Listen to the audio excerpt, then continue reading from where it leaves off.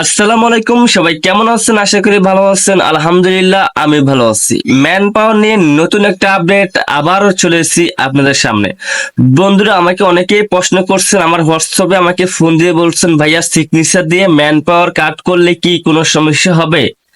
অবশ্যই অবশ্যই আপনার ভিডিওতে আমাদেরকে বলবেন।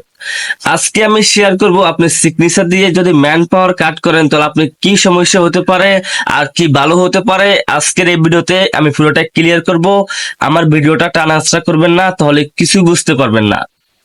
আপনি যদি আমার ইউটিউব চ্যানেলে নতুন হয়ে থাকেন, অবশ্যই আমার ইউটিউব চ্যানেলটা সাবস্ক্রাইব করে রাখতে পারেন, কারণ ভিডিওগুলো সবার আগে দেওয়ার চেষ্টা করি। বন্ধুরা, আপনার সিগনেচার দিয়ে যদি ম্যান পাওয়ার কাট করেন, বর্তমানে আপনি কিন্তু অনেক অনেক অনেক বিপদে পড়বেন। হ্যাঁ, বর্তমানে আপনি অনেক বিপদে পড়বেন যদি আপনার সিগনেচার দিয়ে ম্যান পাওয়ার কাট করেন।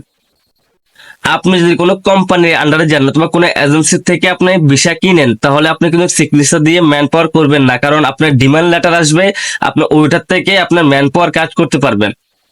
যদি আপনি সিগনেচার দিয়ে ম্যান পাওয়ার কাট করেন তাহলে কিন্তু আপনি অনেক বিপদে পড়বেন।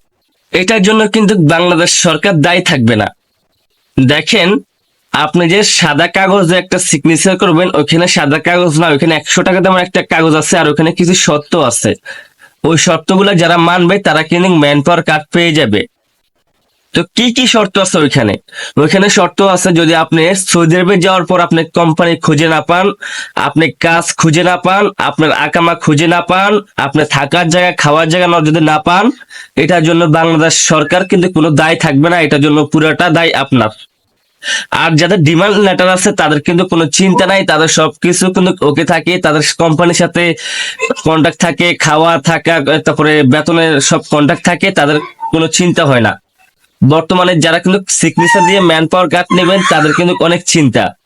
অবশ্যই সিগনেচার দিয়ে ম্যান পাওয়ার কার্ড, মানে এই ম্যান পাওয়ার কার্ড নেওয়ার চেষ্টা করবেন না। এটা কারা নেবে? যারা ফ্রি ভিসাতে সৌদি আরবে ফ্রি ভিসা যাবেন, আর অনেক কিছু দক্ষতা আছে, সে অনেক পুরানো মানুষ, সে নিতে পারবে ম্যান পাওয়ার সিগনেচার দিয়ে।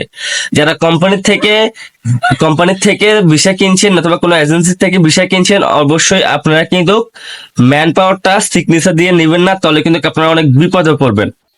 অবশ্যই বুঝতে পারছেন। ভিডিওটা ভালো লাগলে শেয়ার করে দিবেন, আর আমার চ্যানেলে নতুন হলে একটা লাইক করে দিবেন। তো সবাই ভালো থাকবেন। আজকের মতো এই পর্যন্ত। আবার ম্যান পাওয়ারের কোনো নতুন আপডেট আইলে আমি আপনার সাথে শেয়ার করব। তো সবাই ভালো থাকবেন। ধন্যবাদ।